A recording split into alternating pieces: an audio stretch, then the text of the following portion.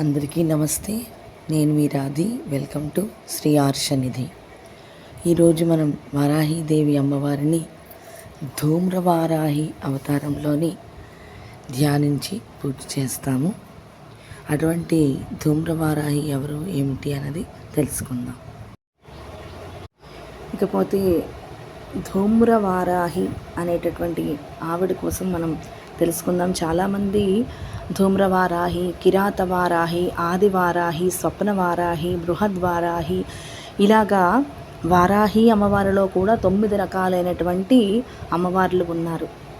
అంటే 9 రకాలైనటువంటి అవతారాలు మనం అవతారాలుగా మనం పూజిస్తాం కదా. అమ్మవారికి బాలగా తయారు చేసుకుంటాం, లక్ష్మీదేవిగా తయారు చేస్తాం, గాయత్రిగా తయారు చేస్తాం, సరస్వతి.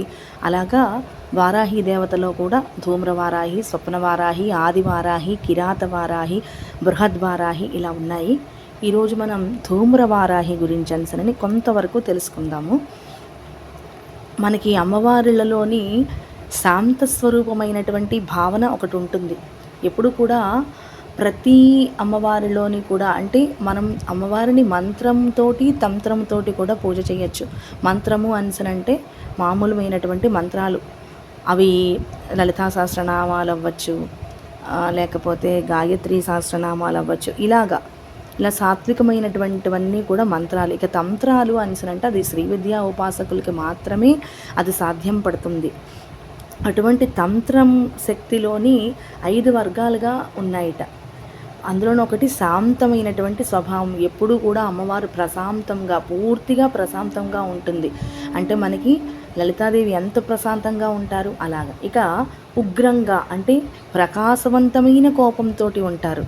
అంటే కొంచెం ఉగ్రరూపం అంటే మనం కొంచెం దుర్గాదేవిని తీసుకోవచ్చు. ప్రచండం అంటే భయపట్టే రూపం. ఆ భయపట్టే రూపం ఎవరికి ఉంటుంది? కాళికామాతకు ఉంటుంది.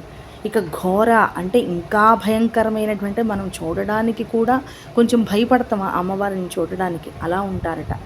ఇక తీవ్ర అంటే ఏంటి? అత్యంత క్రూరమైన, చాలా పదునుగా, చాలా తీవ్రమైన, అసలు చాలా ఎంతో ఆవేశపూరితంగా ఉంటారనమాట. ఇంకా అసలు ఆవిడ్ని మనం చూడలేము కూడా. అటువంటి రూపంలోని ధూమ్రవరాహి ఉంటుందిట. ధూమ్రవారాహి దేవి ఎప్పుడూ కూడా చాలా తీవ్రమైనటువంటి రూపంలో ఉంటుందిట. కాబట్టి అటువంటి తీవ్రమైన దేవిని ఆరాధన చేయకూడదు. ఎందుకనిసనంటే వాటి యొక్క నియమాలు, ఆచారాలు, వాటికి చేసే పూజలు ఇవన్నీ కూడా చాలా వేరేగా ఉంటాయి అన్నమాట. అవి మనం అటువంటి కట్టుబాట్లతోటి, అటువంటి నియమాలతోటి ధూమ్రవారాహిని ఆరాధిస్తే తప్ప ఏమాత్రం దోషం జరిగినా అది మనకి శ్రేయస్కరం కాదు. కాబట్టి అంటే అమ్మవారిని వారాహిమాతను మనం పూజ చేసుకున్నప్పుడు కేవలం అమ్మవారిని వారాహిమాతగానే ఆరాధించాలి, కానీ ధూమ్రవారాహిగా మాత్రం ఆరాధించకపోతేనే శ్రేయస్కరం. ఇళ్లల్లోని అది చెయ్యకూడదు. ఇంకా ధూమ్రవారాహి ఏమిటి అంటే ఆవిడ మూలం చాలా రహస్యమైనది. ఆవిడ ఇంద్రుని భార్య అయినటువంటి శచీదేవికి కూడా ఆవిడ రాణి. ఇంద్రుని భార్య శచీదేవే రాణి అయితే అటువంటి దేవతలకు, శచీదేవికి, అందరికీ కూడా ఆవిడ రాణి. ఆవిడ ఎప్పుడు కూడా మహేంద్ర కొండలలోని ఉంటుంది. అయితే అక్కడ ఉన్నటువంటి ప్రజలు కూడా ఆవిడని ఎక్కువగా పూజించరు. ఇప్పుడు ప్రస్తుతానికైతే మన భారతదేశంలోని ఉత్తరాఖండ్, హిమాచల్ ప్రదేశ్ అటువంటి ప్రదేశాలలోని రైతుల చేత నియమించబడినటువంటి తాంత్రికుల చేత, అంటే ట్రైబల్ పీపుల్ ఉంటారు కదా, గ్రామీణ తాంత్రికులు, వాళ్ళ చేత పూజింపబడుతోంది ధూమ్రవారాహి. అక్కడ ఆవిడ ఉత్తరాఖండ్ అలాగే హిమాచల్ ప్రదేశ్లోని లోతట్టు ప్రాంతాలలోని గర్భగుడిలోని ఈ అమ్మవారి యొక్క ప్రతిష్ఠ జరిగింది. ఆమెను ధూమ్రవారాహిని పూజించడం వలన కలిగే లాభాలు, ప్రధాన ప్రయోజనాలు ఏమిటి అంటే పంటలకు వచ్చే తెగుళ్ళు, అలాగే పంటలకు వచ్చే వ్యాధుల నుంచి రక్షించడము, అలాగే సకాలంలోని వర్షాలు తీసుకుని రావడము. ఇది ఈ అమ్మవారు చేస్తుంది. కాబట్టి అక్కడ ఉన్నటువంటి ప్రజలు వాళ్ళు చేస్తున్నారు. కానీ ఏదేమైనా సరే ఒక విధంగా మనం కనుక ఈ ఆరాధన చేసాము అంటే కఠినమైన నియమాలను చేయకుండా దానికి చేసే విధంగా, పూజ చేసే విధంగా చేయకపోతే మాత్రం అది కొంచెం దెబ్బతీస్తుంది. కాబట్టి కొంచెం చూసుకుని మనం చెయ్యాలన్నమాట ధూమ్రవారాహికి పూజ.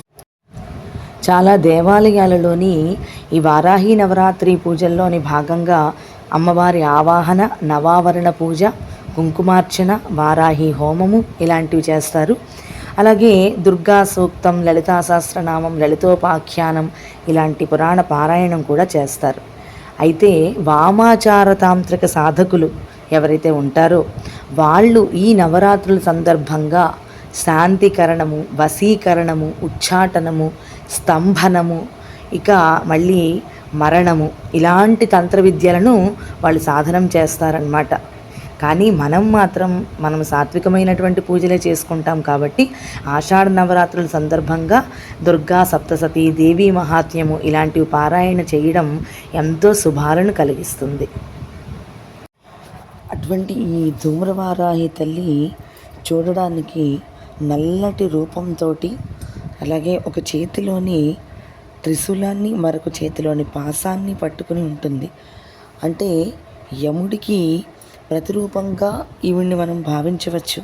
ఎందుకంటే వారాహిదేవి యొక్క ద్వాదశ నామాలలోని ఆవిడ పేరు సమయేశ్వరి అని ఉంది కదా. సమయేశ్వరి అంటే కాలం ఎవరిని నిర్దేశిస్తాము? కాలాన్ని యముడితోటి పోలుస్తాం. ఎందుకు అంటే మన కాలం అయిపోతే యముడు వస్తాడు కాబట్టి. అటువంటి రూపంతో యముడిలాగా ఈవిడ కనబడుతూ ఉంటుంది ధూమ్రవారాహిదేవి. అలాగే ఈ ధూమ్రవారాహిదేవిని ఎవరైతే ఉపాసిస్తారో ఆవిడ అటువంటి ఉపాసించినటువంటి వాళ్ళ యొక్క శత్రువుల దగ్గర ఒక పొగలాగా కమ్ముకుపోతుంది. అంటే ఎవరైతే ఆవిడని ఉపాసిస్తారో అక్కడ ఒక పొగలాగా వ్యాపించి ఆ పొగలోనే ఆ శత్రువులు ఇంక మరి కనిపించకుండా మాయం చేసేటటువంటి తత్వాన్ని కలిగి ఉంటుంది. ధూమ్రము అంటే పొగ. అలాగంటే ఏదైనా ఒక మబ్బులాగా మాయమైపోయింది అని అంటాం కదా, అలా ఒక పొగలాగా కమ్ముకుని అంతా కూడా మనకి శుభాల్ని కలిగిస్తుంది. మనము ధూమ్రవారాహిని బీజాక్షర మంత్రాలతోటి, జపాలతోటి కాకుండా కేవలం ఒక ధ్యాన శ్లోకాన్ని చెప్పుకొని మామూలుగా వారాహిదేవిని ఆరాధించినట్లుగా ఆరాధించితే ఎటువంటి మనకి అడ్డంకులు ఉండవు. అంటే దీనిని తీవ్రంగా చేయకూడదు. ధూమ్రవారాహిదేవి యొక్క పూజ తీవ్రంగా చేయకూడదు. ఆవిడని మామూలుగా సామాన్యులైనటువంటి వాళ్ళు ఉపాసించకూడదు. అది తంత్ర విద్య కాబట్టి ఆవిడని మామూలుగా భావించాలి తప్ప వేరేగా ప్రత్యేకించి ధూమ్రవారాహికి వాటికి పూజలు అయితే చేయకూడదు. ఇటువంటి తాంత్రికపరమైనటువంటి రూపాన్ని కలిగి ఉన్నప్పటికీ తాంత్రికపరమైనటువంటి పూజలు మనం చేయాల్సి వచ్చినప్పటికంటే చెప్పాను కదండి, శ్రీ విద్యా తంత్రము ఇలాంటి వాళ్ళు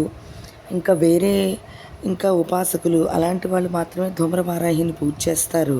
అయితే మనం ఎవరైనా కూడా ఆ వారాహిదేవిని స్వచ్ఛమైన హృదయంతో, స్వచ్ఛమైన భక్తితోటి పూజిస్తే ఆవిడ చాలా సంతృప్తి చెందుతుంది. మనకి అడిగినటువంటి వరాలన్నిటినీ కూడా ఆ తల్లి ఇస్తుంది. ఇక ధూమ్రవారాహి ధ్యాన శ్లోకాన్ని చూద్దాము. వారాహి ధూమ్రవర్ణాచ భక్షయంతి రిపూన్ సదా పశురూపాన్ మునిసురైర్వందితాం ధూమ్రరూపిణీం ధూమ్రవారాహి దేవ్యై నమో నమః. ఇక్కడ మాకు గుడిలోని ప్రతిరోజు కూడా కుంకుమ పూజ జరుగుతోంది. ఆ పూజలను కూడా చూసి తరించండి. ఏ నమః ఓం ఐం గ్లోం ఐం అక్షోభ్యాయ నమః ఓం ఐం గ్లోం ఐం ఆహ్లాదిన్యై నమః ఓం ఐం గ్లోం ఐం కన్యాయై నమః ఓం ఐం గ్లోం ఐం పవిత్రాయై నమః ఓం ఐం గ్లోం ఐం రూపిణ్యై నమః ఓం ఐం గ్లోం ఐం శుభాయై నమః ఓం ఐం గ్లోం ఐం కన్యాదేవ్యై నమః ఓం ఐం గ్లోం ఐం సురాదేవ్యై నమః ఓం ఐం గ్లోం ఐం భీమాదేవ్యై నమః ఓం ఐం గ్లోం ఐం మదంతికాయై నమః ఓం ఐం గ్లోం ఐం శాకంబిర్యై నమః ఓం ఐం గ్లోం ఐం మాహేశ్వర్యై నమః ఓం ఐం గ్లోం ఐం మహాశ్వేతాయై నమః ఓం ఐం గ్లోం ఐం ధూమ్రాయై నమః ఓం ఐం గ్లోం ఐం ధూమ్రేశ్వర్యై నమః ఓం ఐం గ్లోం ఐం ఈశ్వర్యై నమః ఓం ఐం గ్లోం ఐం వీరభద్రాయై నమః ఓం ఐం గ్లోం ఐం మహాభద్రాయై నమః ఓం ఐం గ్లోం ఐం కువలయనిభా కౌసేయార్ధోరుకా ముకుటోజ్వలా హలముసలని సద్భక్తేభ్యో వరాభయదాయిని కపిలనయనా మధ్యే క్షామా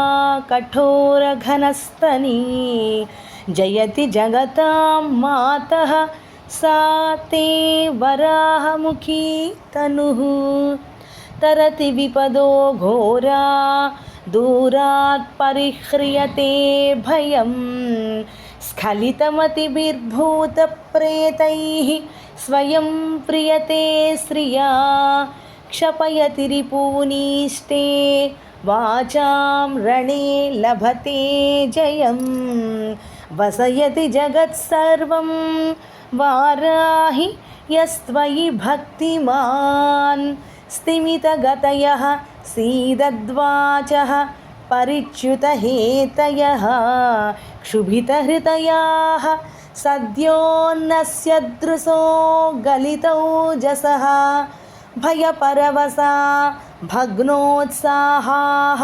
पराहतपौरुषाः भगवति पुरस्त्वद्भक्तानां भवन्ति विरोधिनः किसलयमृदुर्हस्तः क्लिश्येत कन्दुकलीलया भगवति महाभारः क्रीडसरोरुहमेव ते तदपि मुसलं धत्से हस्ते हलं समयद्रुहां हरसि च तदाघातैः प्राणानहो तव साहसं जननि नियतस्थाने त्वद्वामदक्षिणपार्श्वयोर्मृदुभुजलता मन्दोक्षेप प्रवातितचामरे सततमुदिते गुह्यचारद्रुहां रुधिरासवैर् उपशमयतां शत्रून् सर्वानुभे मम दैवते हरतु दुरितं क्षेत्राधीशः स्वशासानविद्विषां रुधिरमधिरामत्तः प्राणोपहारबलिप्रियः अविरतचटुत्कुर्वदंष्ट्रास्थिकोटिरटन्मुखो भगवति सते चण्डोच्चण्डः सदा पुरतस्थितः क्षुभितमकैर्वैर्वीचिहस्तोपरुद्धपरस्परैः चतुर्दधिभिः क्रान्ता कल्पान्तदुर्ललितोदकैः जननी कथमुत्तिष्ठेत् पातालसर्पबिलादिला तव तु कुटिले